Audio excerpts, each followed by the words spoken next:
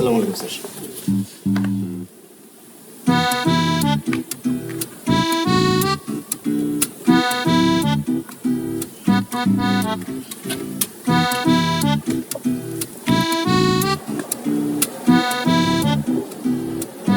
আপনি কি ইন্টারভিউ দিতে আসছেন?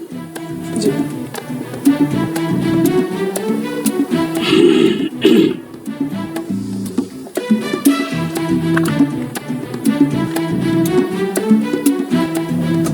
আপনি কি নিয়ে যেন গবেষণা করছেন?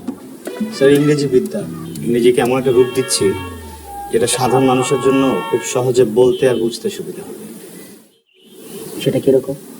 স্যার বলুন তো, আমি তোমাকে চিনি, এটার ইংরেজি কি? I know you. একদম ঠিক আছে।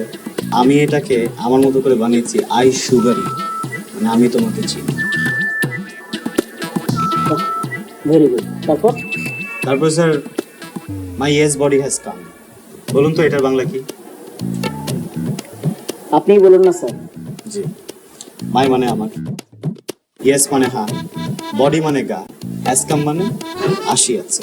মাই ইয়েস বডি হ্যাজ কাম মানে আমার হাগা আসিয়াছে। গেদপ! আর একটা কথাও তুই বলবি না, কোনো ইংলিশ তুই বলবি না। এই অফিসে যতক্ষণ তুই থাকবি ততক্ষণ পর্যন্ত তোর ইংলিশ বলা খারাপ। এই হারামজাদা, তোর কি জন্ম হয়েছে ইংরেজি শেখানোর নামে এই দুনিয়ার মানুষকে পাগল করার জন্য? ফাজিল কোথাকার! স্যার স্যার স্যার উত্তেজিত হবেন না, বসুন।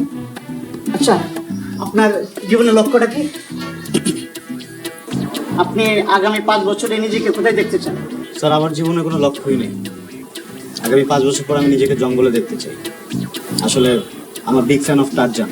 টারজান আমার খুব পছন্দের তো, তাই আমি একটা লাল রঙের আন্ডারওয়্যার বানিয়েছি, যেটা পরে আমি টারজানের মতো উড়ে বেড়াবো। সুপারম্যানও ভালো লাগে স্যার, এই জন্য লাল রঙটা নিয়েছি। হ্যাঁ, আমি এখানে ইন্টারভিউটা দিচ্ছি, ইন্টারভিউটা দিয়ে সোজা আমি বান্দরবন চলে যাবো। তাহলে আপনি এখানে এসেছেন কেন? আমার প্রেমিকা চায় আমি এখানে চাকরি করি, কিন্তু আমি যেটা চাই না। ও চায় আমি চাকরিটা পাওয়ার সাথে সাথে আমাকে বিয়ে করে ফেলতে চাই। এই সাংসারিক যন্ত্রণা আপনারা দুজন তো ভালোই বুঝবেন। দেখেন আপনাদেরকে দেখে মনে হচ্ছে আপনারা কি ভয়ঙ্কর চাপে আছেন। আপনারা না আমার সাথে এই চাকরিটাকে ছেড়ে চলুন বান্দরবন যাই। আমরা 3 জন বান্দরবন যাওয়ার আগে নিউ মার্কেট যাবো। লাল মসলিন কাপড়ের 3টা আন্ডারওয়্যার বানাবো স্যার। বানায় 3 জন করে গাছের উপরে দাঁড়াবো, গাছ থেকে টারজানের মতো লাগবে। আমি জানি প্রথম প্রথম আপনাদের দুজনের ভয় লাগতে পারে, শুধু আমার সাথে টারজানের মন্ত্র পড়বেন।